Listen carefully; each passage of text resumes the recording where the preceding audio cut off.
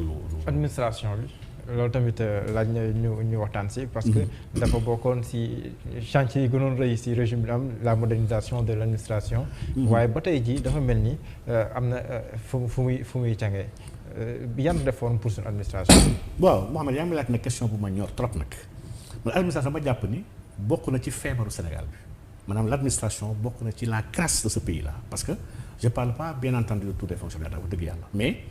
dafa am ñun dans un régime bu ñuy wax démocratie dafa am ñuy woowee les fondés de pouvoir ñi nga xam ne ñoom ñooy ñuy diriger ñoom la ñu jox mandat am ñenn ñi nga xam ne faluñu leen ils n'ont aucun on les a pas élus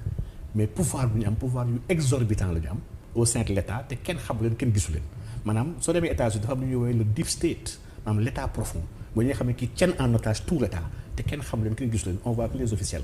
officiers nag fi Sénégal dans l' administration il y a des gens hyper puissants des gens trop puissants sax nga xam ne kenn xamul leen mais ils font mal à l'État su ma ñëwee si administration le premier grand problème de l'administration Mohamed c'est le problème de l'emploi man emploi la wax parce que état Sénégal suy tappale ne dafay créer emploi daf may jàppalee administration bu ñu xoolee service par service yu bëri lu ñuy wax des contrats ay contrats spéciaux maanaam nit ki retraité liggéey ba retraité ay xale nekk fi jàng am diplôme am mën-mën am capacité ñu teg leen na leen jël ku retraité ki nga xam ne foowee na peut-être adunaam moom ba réalisé wu dara mu ne man may leen ma defaatal ma 2 ans wala 5 ans comme ça mu mën a am kër ñu defal ko contrat spécial te fekk kooku sax xam-xam bi dépassé na ko lii dama jàpp ne tooñ gënu koo màgg te administration Sénégal lu moo fi am aujourd'hui le contrat spécial dafa ëpp dinaa si tudd benn corps bi nga xam ne corps bi dafa ma ñor trop comme on parlait léegi de données corps boobu mooy le corps du chiffre dafa am benn corps Sénégal bi nga xam ne mooy la direction générale du chiffre la direction du chiffre la sécurité des systèmes d'information DCSSI donc ñii lu ñuy wax les chiffreurs ak les ingénieurs du chiffre ak les cryptologues bu état Sénégal ñoom ñoo dajee ci biir corps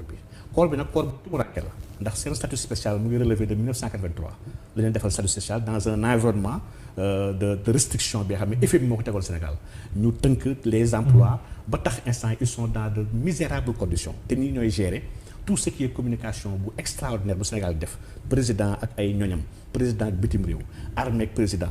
police ak président maanaam l'information stratégique bu extraordinaire boobu ñii ñoo koy traité di ko chiffrer di ko coder pour mu bañ a nekk ci loxo n'importe qui ils sont insuffisamment rémunérés et lii déjà danger la waaye fi mu gën a gravé sëñ Mohamed mooy aujourd'hui on a pris tous les pouvoirs bàyyi ko ci loxo benn nit bi xam mooy le directeur du chiffre maanaam recrutement ñëpp ñuy liggéey chiffre affectation ñëpp ñuy liggéey chiffre ba ci contrôle lépp lu am biir chiffre benn corps état Sénégal mënu ko def lu may ñëw ma lay wax na la direction boobu muy le chiffre au Sénégal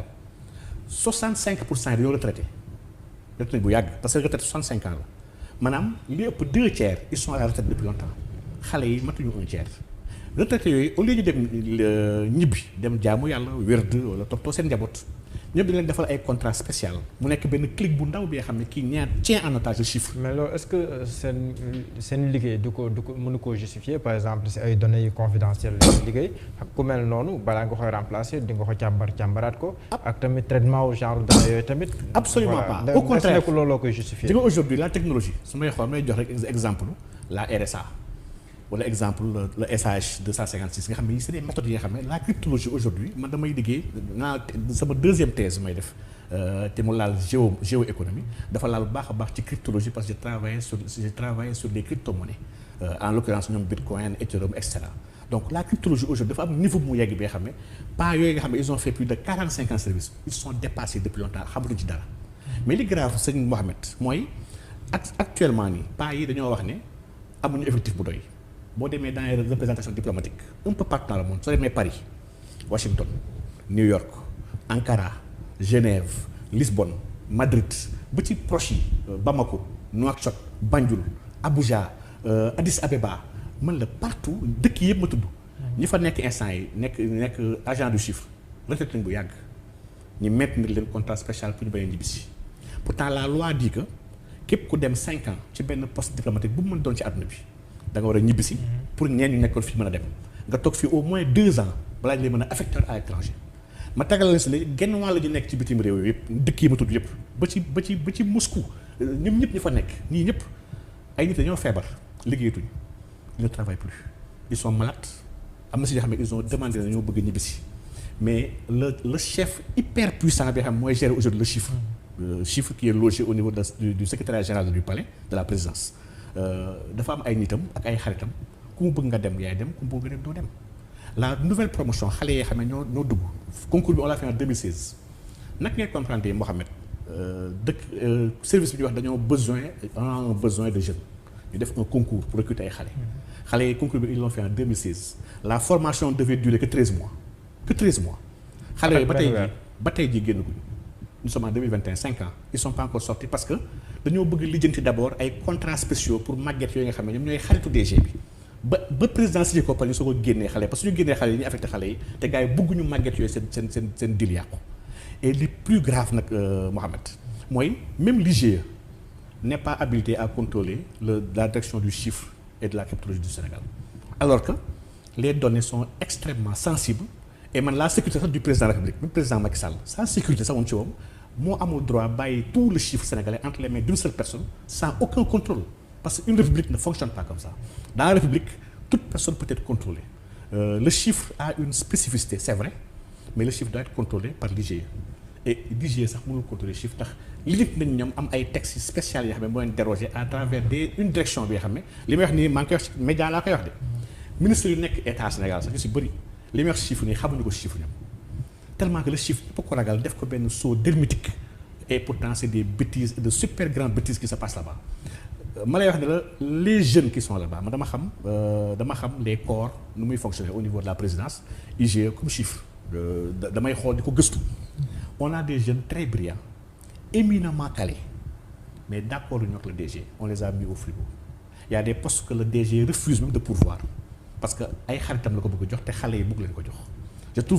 trouve que c'est un dommage grave ndax xale yi utiliser chiffre au Sénégal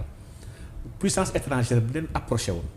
damay ragal ni ak les conditions désastreuses yu nekkee aujourd'hui ils sont sous-payés nee naa la ba ci police sax ñooy gën a interlogement rek seen statut spécial bu ko defee droit ba tey mooy daw si ñoom 50 000 francs d'interlogement comment un agent du chiffre bu yor l'information stratégique di doxal lépp ci ak dëkk bi lépp luy information ba ci la sécurité des systèmes informatiques ak la résilience des systèmes informatiques privés comme publics du Sénégal ñoom ñoo ko war a gérer comment on peut laisser des ay jeunes yoo xam ne évaluer ñu leen mettre leen dans de bonnes conditions ba pare bàyyi leen ñu liggéey joxe seen xam-xam Sénégal dama wax ne pour révolutionner ce pays là il faut que les données soient placées au cœur du système économique aujourd'hui on parle de data économie l'économie de la donnée aujourd'hui monde bi yëpp ci loolu lay fonctionner Sénégal dama wax ne mënul nekk une exception par rapport à ça donc l'administration doit être réformée les gens yi dem retraite ils doivent aller à la retraite permettre les jeunes de pouvoir s'exprimer Macky Sall su amoon courage rek ne ñëpp ñu retraité am lu 65 ans il y a plus de contrat ñibbi leen seen kër wallahi si année bi on peut embaucher lu 100 000 personnes ci biir administration bi